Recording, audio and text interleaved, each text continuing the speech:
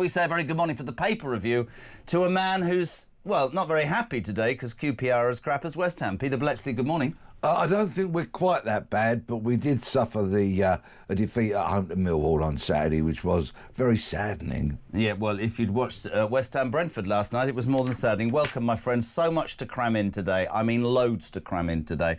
Keep those calls coming. Pete, good morning. Let's start, right? In the middle of drive time, it comes out that this grooming gang inquiry, front of the Telegraph, page 1, grooming inquiry sabotaged by Labour. Starmer told to scrap pans and start again after 2 victims quit. Ready for this?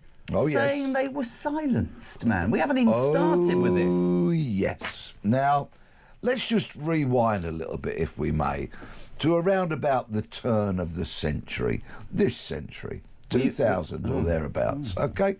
When noises were being made about how young, predominantly white British children were being raped, kidnapped, plied with alcohol, drugs and the such like, repeatedly in a number of locations, predominantly across the north of England at the time, and yet their voices were not being heard. Then we move on a few years to really one of the ongoing heroes of the story, Maggie Oliver. Legend. When she resigned from Greater Manchester Police because they were turning a blind eye to exactly the kind of crimes that I just detailed.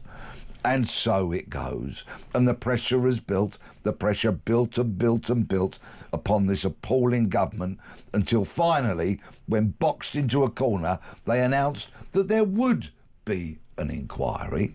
This is after revolting people within the Labour Party and the government had accused people of dog whistling about this story. Remember Lucy Powell? About to be the Deputy Prime Minister, I think.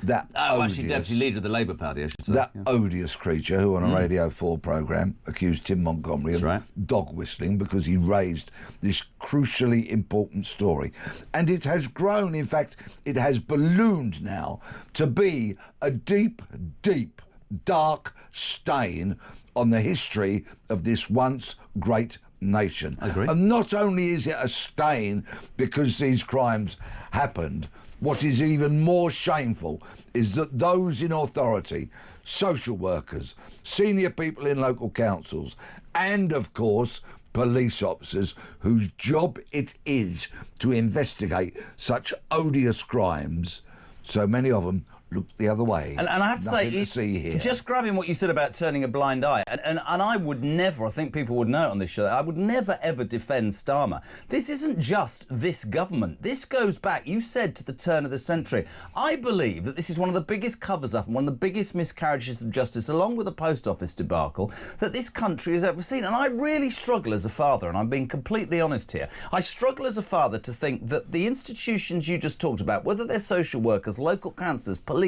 NHS workers. We can talk about prime ministers and cabinet ministers, but a huge number of people have turned a blind eye to young girls being sexually assaulted and raped. Now, of course, Rotherham, everybody knew that story. The Rotherham police, Pete, said at the time, well, we wanted to tread carefully in our investigation because we didn't want to stir up, racial tension. I'll say it now. I've said it on every show I've ever done on this station. I do not care the colour of your skin. I don't care your religion. I don't care where you come from. I'm a father of 6. And if you think it's acceptable in the society I live in to do that, you have no place in my society, whoever you are. And I find it abhorrent that institutions, the police and whoever have turned a blind eye to this. It goes further though, doesn't it? Page 2 of The Sun today, Sadiq Khan, the man who spends his time pontificating about, we need to make this city, it needs to be better organised, diversity, exclusivity. Forget the fact there's a knife crime epidemic. London Mayor has been accused of turning a blind eye to evidence of grooming in our very own capital city. So whilst he's pontificating about all the things that matter, like net zero and we shouldn't be disrespectful to people, kids are being raped in London. And the Met Police yesterday admitting a large number of probes have been going on quietly. Pete, this is a disgrace, man. As recently as June, the odious Sir Sadiq Khan said that there was no indication that grooming gangs were operating. Well, I'll tell you what, let's play this in London. The excellent Susan Hall, the Tory member of the London Assembly, who continually tries to hold a smoking gun to his head, and he never answers. This is her quizzing Sadiq Khan on the grooming gangs in London. Have a watch. I asked you this question last week, and you found every which way but not to answer it. Just how many grooming gangs have we got in London? To avoid any misunderstanding, can she define what she means by that? Yes. If you look at what's gone on in Rotherham, where there are people taking young girls, grooming them for sex, that is what I'm talking about. We know in London there are issues about exploitation of young people, but they're not as defined by the member in her definition of what those types of gangs are.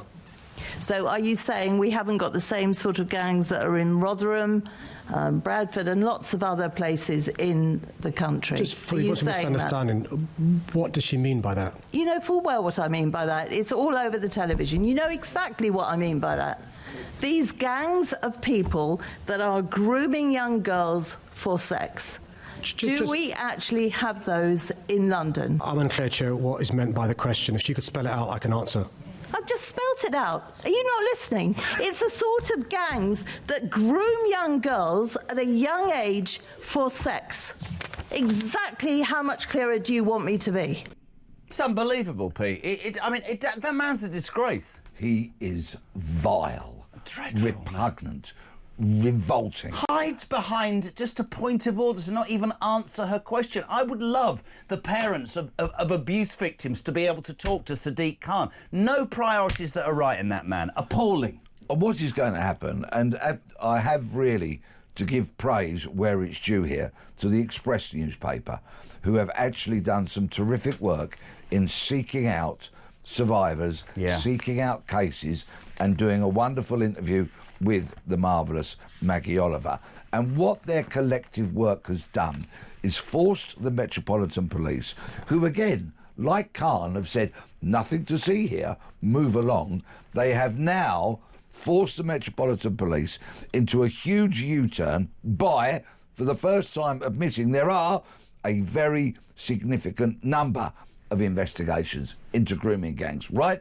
So that's a good thing that they finally admitted it. Shame on them for not doing it in the past. But here's another odious factor that I have to mention. Yesterday, the Commissioner of the Metropolitan Police, which is Sir Mark Rowley, he said to the London Assembly, if we were to do a full investigative review and re-investigations of them all, that is going to be many, many millions of pounds. Of them all? Millions of pounds a year for several years. I don't care, Rowley. I really don't care. Neither do I. What about priorities? I care about victims. I don't care what the cost is.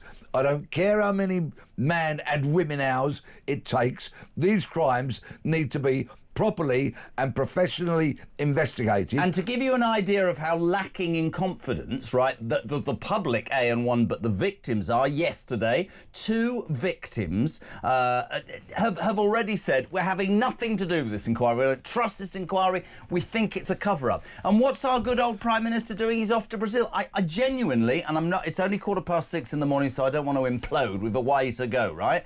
I don't understand how this is acceptable. I'm becoming embarrassed by this country that I call my home. How in the name of God, as a father and other fathers and mothers, I'd love to hear from you this morning, 0344 499 1000. You sit there and you listen to this and you go, so that could be your child. And our Prime Minister and the Mayor of London and various institutions are just turning a blind eye, just saying, we can't do anything about it. For the police to say that'll cost millions... How much are we going to spend on trying to apparently achieve a figure of net zero that's completely bloody ridiculous? Explain that to me. It's ludicrous. Or as I would say, what price justice? Absolutely. Who cares how much it costs? 0344 499 1000. Voice notes always welcome. That's that, as if that isn't bad enough. In the middle of drive time yesterday, that I used to say lovely man. I mean, a very talented man, the creator of Father Ted, Graham Linehan. You'll know the story. He's in Arizona. He comes back to England in September, lands at Heathrow to 5 armed police. Am I allowed to say men? Police people. They arrest him for, and you'll have to help me out with this. He's got a view on gender politics. He's got on the other side of the trans argument, blah, blah. I'm not even going there. Maybe I'm old-fashioned, you know? I don't care in life, do what you want, but if my teenage daughter's in a changing room and a man takes her dress off and has a penis, I would be, as a father, slightly concerned. If that makes me an outrage, it isn't. It's just me being completely honest. He dares to have an opinion which apparently doesn't go with how other people see it. He's absolutely trolled and destroyed, and his career's finished, and his wife leaves him, and he loses his money and all that. Then he gets arrested. Yesterday, the Met Police, the Crown Prosecution Service, quietly saying, it's OK, we're not going to do that anymore, and you're free to go. On top of which, the Met Police announced, out of the blue, we're scrapping non-crime hate investigations. Very quickly, this was Telegraph, page 1, on the back of Linehan. Who the hell is running the Met Police? I want to point out that I believe women should have female-only spaces. I think it's really important. I want to protect women's rights. But this is Sharon Davis, J.K. Rowling are heroes. But this is what I don't get, and I'll have the conversation and people will no doubt get upset. Here's the thing, right? If all those women who quite rightly over the years have argued strongly for women's rights, where the hell are they when a girl or a young lady wants to change in a changing room, as a man does in a man's changing room, and a bloke in a dress with a penis is in front of them? I want to know why those women who have spent all that time arguing the toss, quite rightly, for the things you and I believe in, right, where are they? Oh, no, we're not talking about that. Well, you should damn well talk about that. It doesn't mean you're anti somebody. It says you're trying to agree and do right. But what about women's safety? Got out the window, not bothered. Madness. Absolutely. Madness. And of course, as a result of Graham Linehan's completely unnecessary and quite possibly unlawful arrest, the Met announced, as you say, yesterday, they will not investigate non-crime hate incidents. What is? Can you explain that to me? What is a non-crime hate investigation? I'll give you an example of an incident that was classified as a non-crime hate incident. Somebody hung a pair of soiled underpants on their washing line, which was perceived... Why did they take my pants and put them on their washing line? This is yes, thank you. Moving swiftly on. The neighbour regarded this as offensive and they felt it was a crime, and the police recorded that accordingly. Sorry. They were soiled underpants? Yes, they were. Why didn't you wash them before you hung them on the line? Well, that would be a common-sense approach to have a chat with the neighbour, wouldn't it? But What's the neighbour got to do with a pair of soiled underpants? But they regarded it as a slight Live upon further them. away from your neighbours like me and you don't see them. Much better. They were offended by it. But anyway, that is just one example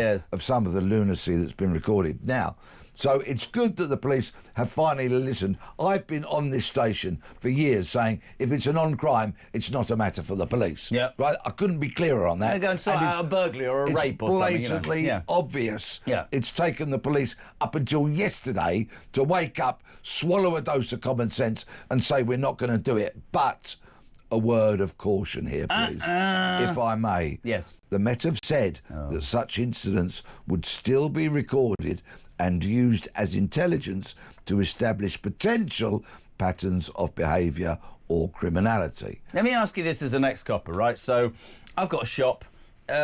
Tow rags keep coming in and nicking stuff. I can't phone the police because even if I do, they don't come round because it's less than 200 quid. I'm an old person who's paid my stamp all my life. My house gets burgled.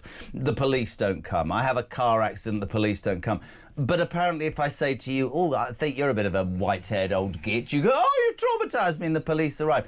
Are the police, the Sadiq Khans, the Keir Starmers, all do they think that we're idiots? Because one of the things that I'm convinced, Pete, is the silent majority have woken up. This is not what the police were supposed to do. And how the hell has it got to this point? People tell me about, the wokeness of the world and cutbacks mean... What happened to the policeman and woman whose job was to deal with crime?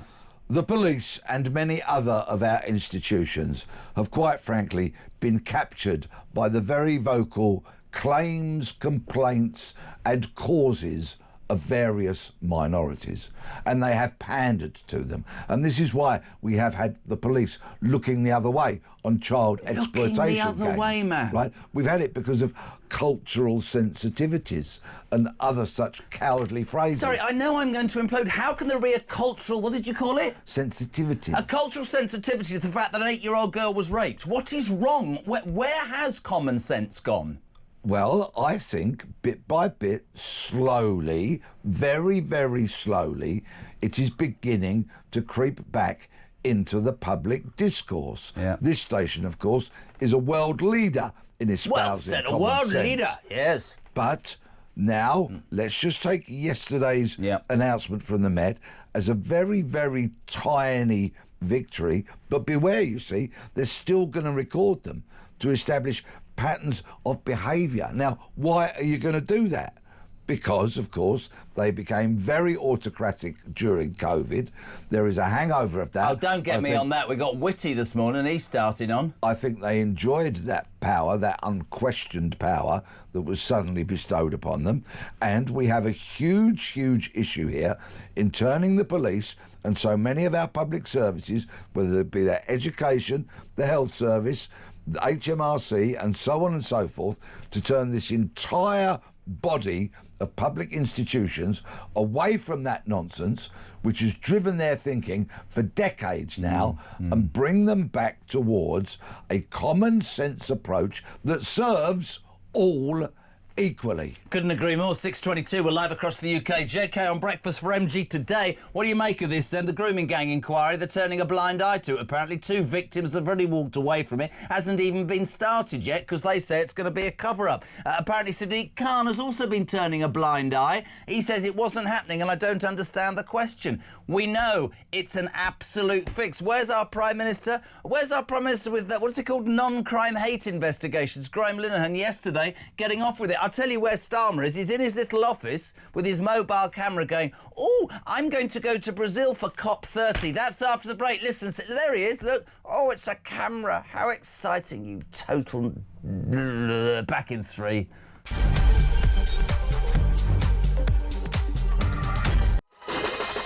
There you go. Too quick. No change there. 6:25. Welcome back. Tuesday morning. JK for MG. Breakfast is on till 10. It's all going on today, by the way. 0344 499 1000. Starmer's off to COP30. We'll talk about that. The grooming gangs inquiry. That's in the toilet already. The Met Police have gone, oh, maybe we should deal with proper crime instead of people who hang up dirty underwear. What was that story again, Bleksley? Yes, a neighbour hung some dirty, soiled laundry underpants on their line. The neighbour complained about it. The police attended. What a load of old... Oh, there we go. Voice note, the grooming gangs has got you lot already. Patrick, good morning. Jezza, Patrick. The problem with this inquiry is that you've got to find a judge with the nads to say what it includes.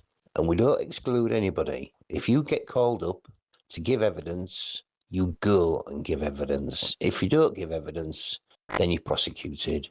And if you still refuse, then you go to prison. It's got to be a full and open inquiry. He's right, isn't he? Sean in Gloucester, good morning every bloody day. Keith Stalin infuriates the life out of me. This man gets everything wrong. Keith, just do one decent thing, me old son, and call an election. We don't like you and we don't want you. Good morning to... I don't know. Morning, JK and Peter. The rape gang inquiry is far too big for a UK head to be appointed. It needs an external chair, and there also need to be public trials and sentencing of those found guilty of the cover-ups, irrespective of their current position. Only then will the nation feel that justice has been served. Mark in Croydon, good morning, pal. Jez, I almost expect politicians and council workers to ignore these gangs for self-preservation purposes, but the police will always slightly surprise me, as I used to believe that they were there to protect victims, but now are more political to me, it seems, than anybody else in the country. How can, please ask Bleksley, how can the police ignore these victims but chase down a tweet? It's madness.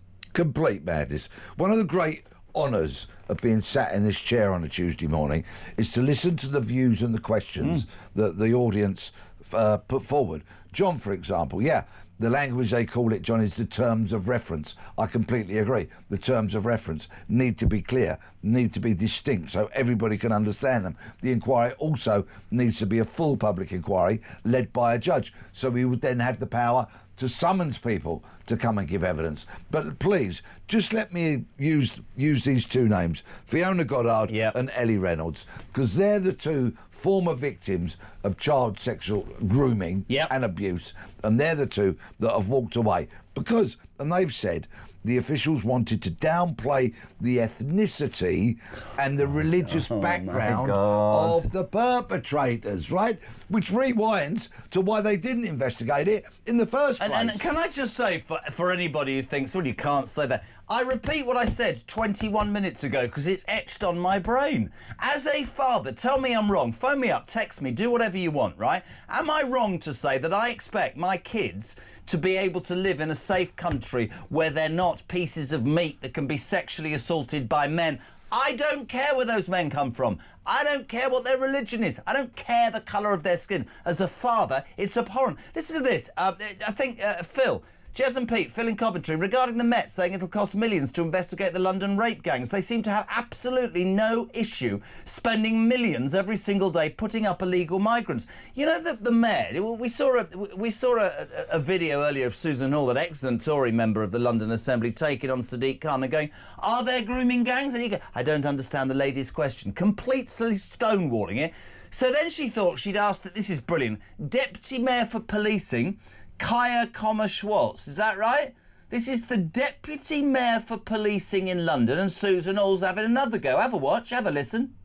Are there rape gangs in London? You're the Deputy Mayor for Policing. The Mayor won't answer. As It's a yes or a said, no. I will happily answer the question that we do want to prioritise and make sure there's high levels of forensic support and evidence gathering on sexual abuse of all kinds, You know especially how bad children. this looks. Do you understand how bad Member this Hall, looks would you for like Labour? me You've asked the question. I'd asked the question and I haven't got an answer yet again. If you'd let me answer, I'd have...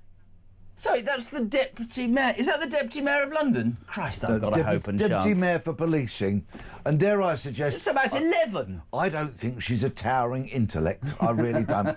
And the real scandal is to think, you know what? I could have applied for that job. I wouldn't have got it, of course, because they think I'm dangerous. Listen to that woman in that role. No wonder. And they're supposed to be holding the police, the Metropolitan Police, to account. It's absolutely... You are so wound up about this. We'll take some calls. 0344 499 1000. Text to 87222. The gangs inquiry. If you remember with Labour, they went, we're not going to have a national one, we're going to have a local one. Then they went, oh, we better have a national one. Now... on this Tuesday morning, we can tell you exclusively that two of the victims who were part of it have already said we're not having anything to do with it because it's a cover-up. Keir Starmer, nothing. Let's talk about him, shall we? Yeah, brilliant. Right, never here, Keir.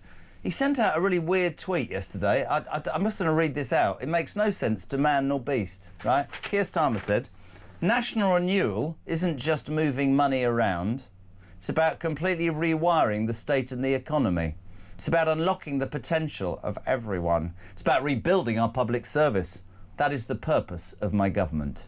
Right, so if the purpose of your government is to basically make this country better, when you've got this grooming gangs inquiry, which is beginning to look like a cover-up, when you've got the worst set of financial figures for years, and we're now, I mean, you know, we've got inflation, everything's wrong with this country. You've got a budget coming up that's patently going to tax anybody that's done anything aspirational. You've got, there's a whole raft of problems in this country. There's anti-Semitism, there's marches and everything. What are you going to do about it? I'm going to Brazil. COP30. I thought somebody said someone else. COP30 is in Brazil. Do you know about this? At the Copacabana. The hardest spot north of Havana. At the Copa. It's Barry Manilow. Barry Manilow at 6:32. Peter, we need to apologise to Mr. Manilow for what we just did well, there. I'm not apologising. Can I just say that I'm thinking on that we could have a new pop group, Jerry and the Actrix. There you go. So that's where he's headed. Or... you might need to dump this, but it is quite funny. What about if four of us set up a pop group? One Erection, we could call it, couldn't we? I'm joking, of course I am, ladies and gentlemen. COP30. I don't know if you've seen this, but they have spent Yeah. Months. Digging rainforest. I mean, digging trees. You think about what that's all about. Billions of pounds, apparently, we're going to save the planet. And they're all going to fly in on their gas-guzzling jets. You try saying that at 6:32 in the morning. Yeah. He's going to go probably separately from Miliband. Patently, love your take on this. The only reason he's going is because he's gone, right, well, I've probably lost all the votes to reform and I can't get them back. So now I'm slightly worried by Jack... Is it Polanski. The man who makes women's breasts. Polanski. Yeah, the man who used to be a hypnotist. I can make your breasts grow. I bet you can. Anyway, he's the one with crap teeth who's in charge of the Greens. And also the Fruit and Nut Party, Jeremy Corbyn and Zara Sultana. And presumably Starmer's going... They're on the left, they're going to be talking about green issues and a lot of people in my party, so I better go. What about what's going on in this country for everyday working people, Keir? So there you go. Never here. There's his pathetic motivation for it, to go out to COP and show what a green-spirited person he is to try and rescue some of those votes away from the Green Party. But, of course, the Green Party used to be concerned about environmental matters. I remember when they used to bang on about recycling and getting an electric car and all of that. But now they've morphed into this lunatic, pseudo-communist kind of...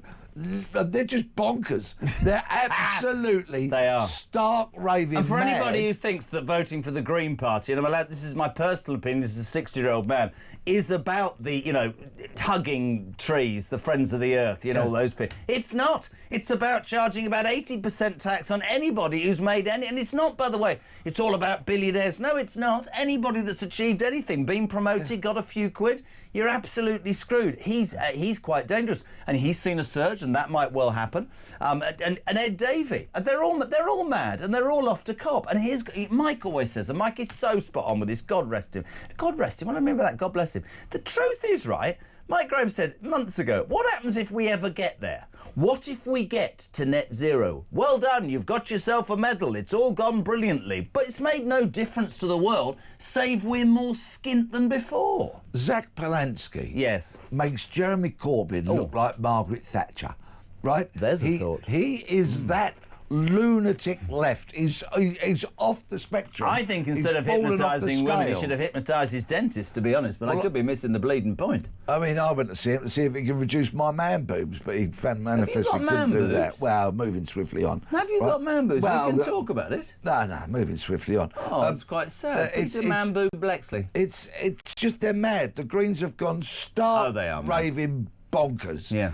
And yet they're dragging votes away, Starmer thinks, from the Labour Party. So he goes to Brazil. And what will be the carbon footprint? I don't even know what that means, Pete. Well, Can you help me out? What is a carbon footprint? I think it's the amount of carbon that is created by the emissions on the aeroplanes, the food they'd eat, the cars they'll drive in, the heating of the hotels they might stay in, and all of that kind of thing. People do that in the middle of the Amazon rainforest. People earn a living out of calculating these things. They really do. Why are you doing your hands like that? Because it's getting bigger. Is it? Because it's getting bigger and bigger and bigger. Well done. Congratulations. So calculating the carbon footprint of COP and then go, right, and this is supposed to be about the environment. What a hypocritical Do you know what? Do you know these things, this COP stuff, that reminds me very much of the European Union, when they were all in Brussels with their noses in the trough, all with loads of money and huge expense accounts. I look at Miliband and I'm being completely... I have this argument with my 22-year-old who thinks I'm turning into the devil incarnate, and she says, but don't you care about the planet? No, yeah, I do, yeah, but I honestly, I think, of course, we would all go, we're concerned about the planet, but I think it's about priorities. And I think that if you've got an NHS on its backside, if you've got no control of your borders, if you spend so little on defence, if your policemen and women, there aren't enough of them to actually be on the streets to get intel to arrest people, if your country is suffering as it is, I would have respectfully thought, as we can't even afford the interest on the debts we've got, your priorities might be different. Bear in mind, while we're trying to save the bleeding planet, right? China and Russia don't give a rat's, not in any which way at all. And so it's sort of, to me, it's really, really misplaced virtue signalling. It's absolutely, and just while we bring it on, it doesn't get any better for Starmer. Have you seen this? I mean, what else could go? Where's my paper gone? Where's the current? PM's migrant return. See, that's not going very well. I don't know if you know this, but since he became Prime Minister, we've had 60,000 in.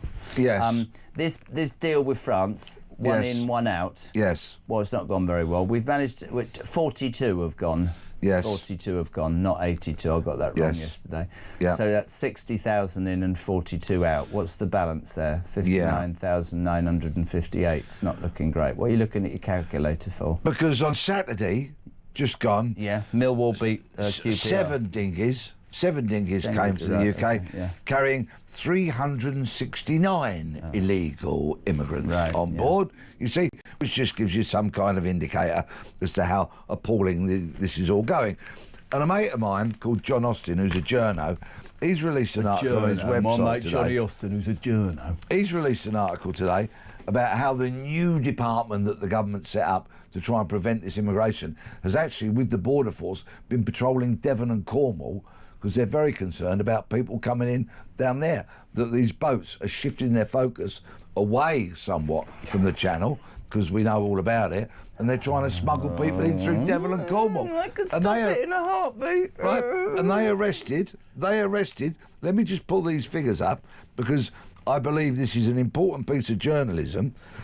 They questioned 5,500 people, 68 were arrested, 51 for immigration officers, offences, 34 were refused entry, 36 false documents seized, 1,204 vehicles, vessels and flights were stopped and searched. So they're very much aware that people are coming in through these routes. While we're all looking at dinghies and Dover, there's people coming in through other means. And what's our Prime Minister doing? He faces fresh migration woes. Page 10 of the Sun today. As a long-awaited Rwanda-style deal is still out of reach. Talks with the Balkan nations to host return hubs was unlikely to end in a deal by the time the PM meets its leaders tomorrow. This is what Shabana Mahmood started talking about. Can I put this to the public? Please do let me know if I have lost the plot on a Tuesday morning. 0344 499 1000. So you've basically got an island, right, Pete? Yep. And however upsetting this might sound to certain people, we're really struggling as a country to do basic things, and it makes no sense to have people here that we can't vet because they might be dangerous criminals, to either commit crime and overcrowd our prisons or come here and sign on or take advantage of a society that's already crumbling. But apparently the problem is we can't stop them coming, and we're worried about what that's going to look like. Well, of course. Put the Navy in the Channel, right? Turn 3 boats round, get the biggest liner you can find, recondition it, have it off the coast. Nobody sets foot in this country. They are processed by a crack team. It can't take long to train people to do it correctly. He's 47, he's not a child, he's got a beard. What's wrong with you people? Just do the job and then I'll tell you how to stop it in a heartbeat. Build a detention centre that isn't a Butlins holiday camp. Make it as a detention centre should be, because I guarantee you the word would get back pretty bloody quickly that the English, the British, whatever we're allowed to be called, are not a soft touch, because we are a soft touch. What is wrong with these people? I'd like the detention centre to be smothered in razor wire, of course, and patrolled by snarling Alsatians. Oh, you horrible man! And without wishing to offend my many friends north of the border in the wonderful Scotland, they've got some remote islands up there. Orkneys. They've got some islands up there. Yep. And they might appreciate a bit of employment opportunities. And a few midges as well. Yep, and they can whack them all up there. I don't know how you said that. After the break, ladies and gentlemen, we'll talk... Andrew. Why did I do that? Prince Andrew hasn't paid rent since 2003. Spoken to my mother. The King says, I ghastly social media. I hate it. Dreadful.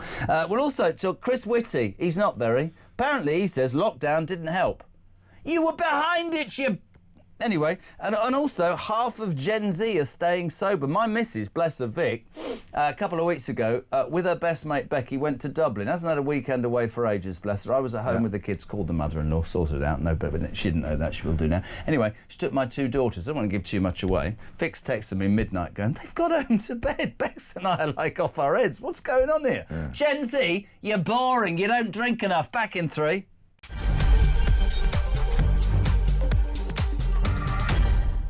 Well, cutting back if you're waking up. It's 7:15. JK for MG. Don't fret, he'll be back. I'm here, though, you lucky or unlucky people. Loads going on, by the way. Peter Bleksley, the legend that is Bleksley, is here. We've talked about the grooming gang inquiry being sabotaged by a government who's more interested in going to COP30. We've talked about Sadiq Khan, who turns a blind eye to anything and is going to be found out. We've talked about the Met Police, who have decided to scrap non-crime hate investigations on the back of Graham Linehan, that poor man being arrested, and then that was thrown out yesterday. Let's talk about Prince Andrew. I said this yesterday, and I had a very serious response from Matt Wilkinson from The Sun, who said, I said, why doesn't he just go? And he went, where? Where? What do you do with Prince Andrew? I'll tell you what's going to happen, by the way, and you'll laugh at me. Go on. You wait for her to turn on him and sell a tell-all book, Fergie. You wait when the money runs out. You watch. He's finished, man. Finished. Right. Prince Andrew is the same age as me. Is he? I'm a couple of months older than him. You look much older than him. Yeah, well, I've had a harder life, haven't I? I've not had a life of privilege. I've fed you that line. Thank you. Yeah. So, anyway, I get my old age pension in December this year. How old are you? I will be 66. I thought you were 67 you were supposed to have it. No, I qualify for it at 66. Do you know how much you get? Yes. What? Just under 12 grand a year. Do you? Yeah. What am I going to do with that then? Well, I've paid my stamp, and I've paid paid my in. stamp, Governor. I paid my stamp for a very long time, over 50 years. So Prince Andrew's, so my birthday's the 11th of December 1959. Prince Andrew's birthday is the 19th of February 1960. Right. So he's just a couple of months behind me. Now the rules change a little bit, so he might not get his pension on his birthday, might get a couple Will he of months get a pension? Do later. royals get pension? If he's paid his stamp, he will. So by about April, Yeah. he should get that 12 grand a year. Yep. And he's also got 20 grand a year from his Navy pension. Yeah. Join the army, be a man. Join the Navy, feel a man. My dad used to say. What? 32 grand a year before he gets out of bed. That'll pay for the gardeners. Yeah. So I think get him a 3-bed semi, you know, and a decent family run around or whatever. Yeah. I don't know, the equivalent of a Ford Cortina or whatever it is. You're so old. You're older than me. A Ford Cortina. Brilliant. Right. So he's got a decent motor on the drive. He's got a 3-bed semi. Yeah. I tell you what, buy a 3-bed semi that could be extended, so he could have a project, couldn't he? Yeah, he could project manage, looking after overseeing the building. You think I fancy a playroom? Oh And all no, that Christ, sort that of was the stuff. wrong thing to say. Oh, Wasn't it? dreadful. Right? Can I just say, I've just Rewind. renovated a house because I've got more kids than Boris Johnson. Yeah. We've built an extension that's a playroom. Can I just make that point before? So we'd have a project, something to get up and do every day, and Yeah. all that kind of thing, and then just farm him off to it. It's like end of story. On a serious note, somebody said to me, they'll I'm end being up serious. Well, it's not. It doesn't work for me. Somebody said he'll end up in the Gulf states. That he's got rich backers and rich friends. But the fact of the matter is, to me, there's a bigger issue. And people who listen to this station will know I'm a royalist. The old man worked for the Queen Mother. I was brought up as a royalist. I fear that this royal family is creaking, and too much more of this stuff, and the Republicans are going to have a moment here. The King has cancer, we know. I wait with bated breath to see what happens there. I believe that William will save the monarchy. I hope he and Catherine. But you look at Harry and Meghan, and you look at them. I mean, this guy, he's a slime ball, and I'm just being completely honest. And people are starting to say, let's be straight. They're going, yeah, but you've got to understand his mental health is being affected. Yeah, it wasn't when he was flying to Epstein's Island, was it? To be fair, but they are money grabbers, he and Fergie, and it ain't going to stop. And I suspect the King thinks, because people will go, just throw him out. Imagine them in not America. Imagine them, and there are newspapers and networks across the world that will pay millions for their inside story of the royal family. So it's dangerous for the royal family. Right, which touches exactly on what is happening at the moment. You're an experienced member of the media, and I'm utterly convinced there is somebody sitting on a stack of emails, as high as you like, and every week they go, right, sell another one to the media, and I don't blame them. Yesterday, apparently, right? his team tried to hire trolls to smear Giuffre. There's one coming out every week, and somebody's sitting on a stack of emails, making themselves a fortune. Well, good luck for laying their hands on them. And so this is gonna be drip fed and drip fed and drip fed and drip fed for as long as I can see. It's simply not going to go away. Do you banish him though? What do you do with him? Yeah, send him into exile. So the king, a Western super mayor or something? the king, and the Prince of Wales need to send the pair of them into exile, into deepest southern France. Get them a gîte or something that they can do up. A chateau or something. Why was this? What does this keep doing things up? He's a lazy sod. So he's got something to do. Right, okay. Buy him a rundown sort of chateau then, if you don't buy into my 3-bed semi idea. Get him a rundown chateau in the back end of nowhere in France. They can build a utility room. And send them into exile. What do you make of Prince Andrew? 0344 499 1000. Martin Tweedle. Isn't that a great name, Tweedle? Mr. Tweedle. No, he's not dumb. Molly JK, if Starmer is away, does that mean we'll have Mastermind at PMQs? David Lammy. I mean, that's the ultimate. Look at Blakes's face. Hi, Jez. Mark Rowley has been the wettest police chief in history, and we thought Cressida Dick was awful. I don't know why I said it with that intonation. He's not in charge of anything. Puppet on a string comes to mind. A country that lets ex-jihadi fighters lose on British streets doesn't surprise me. That rapists are walking free. This country is on its backside. Morning, Pete. He says, good morning, Jez and Peter. A poor imitation of MG. Well, we're doing our best. The so-called powers that be in this country are slowly waking up to the fact that the mainly silent majority have had enough. I agree with this. The COVID debacle was where a lot of this state control got a major hold of us. But the worm is turning. Reform is the only real help for us. The silent majority will have their moment. Let's talk about, that's a very good point about COVID. I didn't get too involved with COVID because I wasn't on air, but this station did a great job. Today, Chris Whitty, I just pause and go, he's not really, is he? Admits that lockdown didn't help during COVID. I'm not sticking up for Johnson because he let me down massively. But all those scientists that gave him all this information are now backtracking, are they? But look at Chris, you're not so witty now, son, are you? But look at the powers that were so hurriedly given to the police. Yeah. Without any debate, without any questioning, without any legal precedents to rely upon, suddenly the police were empowered beyond their wildest dreams. Pete, honestly, I'll tell you this, I've never said this, but I remember the day, I remember Johnson doing his thing, I remember looking at my watch, I went out and bought 30 tins of Heinz Big Soup. What the hell was wrong with me? I'd never eaten it, the bit with big vegetables, but I remember walking, we lived in Windsor. I remember saying to Vic, right, it's 9 o'clock, let's go out for our walk with the baby. 9:58, we better get home. Armed police literally in the streets. And you look back now and you go, it was a cold, right? In essence, I'm not being rude, and we were all panicking. But I maintain, politically, I don't think anybody knew what they were doing, and I don't think anybody would have done a better or worse job than the government that was there. It's an appalling. You're right, though. You may be right on that, but the facts are the police were suddenly given these sweeping powers, and I think they revelled in them because, of course, what it meant was all other types of crime dropped hugely, dramatically. Yeah. People were at home, so the opportunities to burgle those houses didn't exist. People weren't leaving their bikes unattended because they were at home. People's cars were on the driveway. So that changed the way they thought about crime, so right? All the crime went down hugely. All other types of crime. People weren't out on the streets, so they were stabbing each other. So they were finding crime to investigate. But then they were empowered with a whole new raft of laws, which is why we saw people being fined for having a cup of coffee. I know that later got rescinded, but they revelled in those powers. What are you doing on the street? Just going to Marks and Spencer's to buy my tea. What's the matter with you? All of that kind of stuff. Right, listen, we've only got 7 minutes. Got to go now, break, and then I can come back. Right, I'm going to talk to you about two. And by the way, the King says social media is a ghastly invention. It was so dreadful. We need to talk about how half of Gen Z are staying sober. But the biggest news of all is, I don't know. This has freaked me out. There are more acorns this autumn flying off the trees. I've got them all over my drive. Do you know what it causes? Rats. A boom in giant rats. Try working in show business. There's rats everywhere. Back in 3. About 3 minutes to 7. We're live across the UK. JK for MG. Peter Bleksley is here. We'll talk about giant rats in a minute. I've got a couple of things for you, Peter Bleksley. Breaking news. Prince Andrew has just now ruled himself out of the next series of Strictly Come Dancing as he's worried about the impact on his reputation.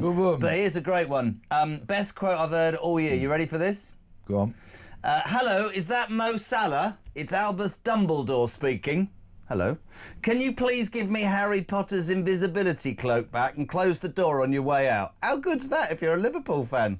How rubbish is Mo Salah?